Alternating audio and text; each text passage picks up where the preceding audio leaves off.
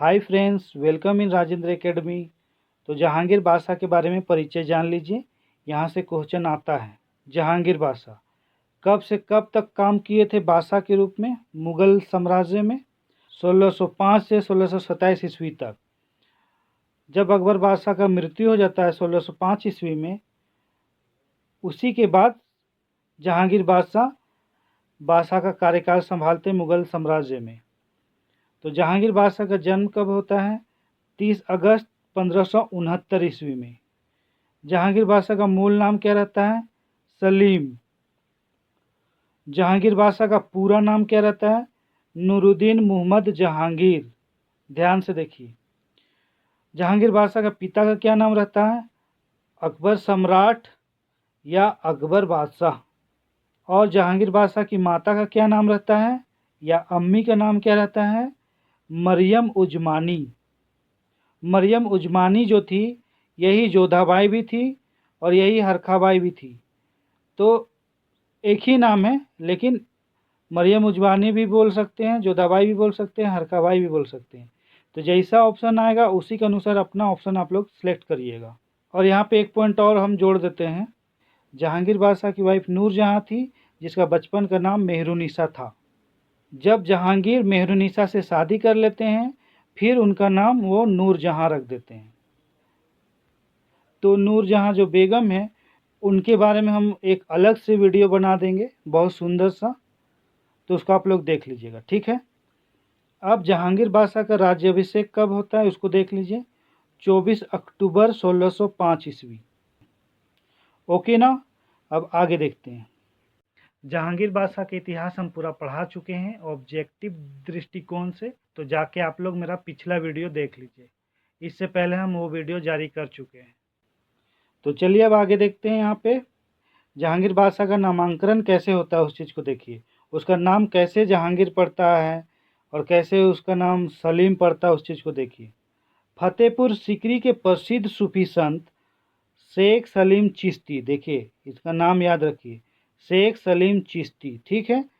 तो उन्हीं के आशीर्वाद से सलीम का जन्म होता है। तो शेख सलीम चिश्ती के नाम से ही अकबर बादशाह जहांगीर का बचपन का नाम सलीम रख देते हैं। अकबर सलीम को प्यार से शेख बाबू भी कहते थे, काफ़ी ज़्यादा उनको प्यार दुलार देते थे, क्योंकि वो शेख सलीम चिश्ती के आशीर्वाद से जन्म लिए थे और बहुत मन्नतों के बाद मिले थे सलीम।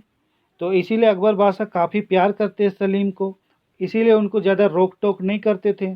तो हो सकता है इसी कारण उनको गलत गलत चीज़ों का लत लगा, जिनमें कि शराब पीने की जो लत थी जहांगीर बादशाह को। तो हो सकता है इसीलिए भी उनको लगा हो, क्योंकि अकबर बादशाह ज़्यादा रोक टोक नहीं करते थे अपना पुत्र को कि ये गलत है वो गलत है, बतलाना चाहिए था। इसीलिए अपने बच्चों को हमेशा रोक टोक करना चाहिए कि क्या गलत है नहीं है, उनका लाइफ में भी देखना चाहिए कि क्या वो गलत कर रहे हैं नहीं कर रहे हैं। तो अकबर बादशाह हो सकते हैं कि नहीं देखे होंगे सलीम को, जिसके कारण उनको शराब पीने की लत लगा होगा। अब आगे देखते हैं। जहांगीर ने अपनी जनता के साथ न्याय करने के लिए सोने की जंजीर लगाया था, सोने की जंजीर लगवाया था। कहाँ पे लगवाया था? आगरा किले के शाहबुर्ग और यमुना नदी के तट पर स्थित एक पत्थर के खंभे में लगवाया था। तो अगला पॉइंट यहाँ पे देखते हैं। सोने की जंजीर की लंबाई कितनी थी? 30 गज लंबी थी सोने की जंजीर, और इसमें 60 घंटियां लटकी हुई थी।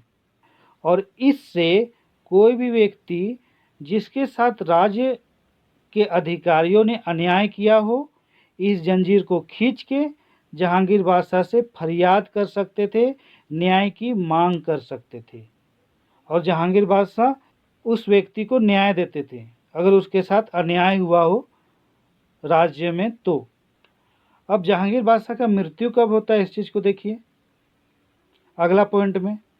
28 अक्टूबर 1627 ईस्वी को भीमभर नामक स्थान में जहांगीर बादशाह का मृत्यु हो जाता है, क्योंकि वो अत्यधिक शराब पीते थे।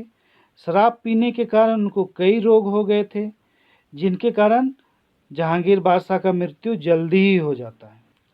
ऐसा कहा जाता है कि कहा जाता है कि 27 अक्टूबर को जहांगीर बादशाह सोने के लिए गए और अगली सुबह 28 अक्टूबर को जहांगीर बादशाह नहीं जग रहे थे, तो उनकी प्यारी वाइफ नूरजहां उनको जगाने के लिए जाती हैं, लेकिन वो नहीं जगते हैं, अचेत पड़े ही रहते हैं। इसे नूरजहां काफ़ी घबरा जाती हैं और मुग़ल राजवैद्य को जल्दी से जल्दी बुलवाती हैं। मुग़ल राजवैद्य आते हैं, जहांगीर बादशाह के नब्ज़, हृदय गति, सांसों की गति चेक करते हैं, जांच करते हैं। बाद में मुग़ल बादशाह जहांगीर को मृत घोषित कर देते हैं।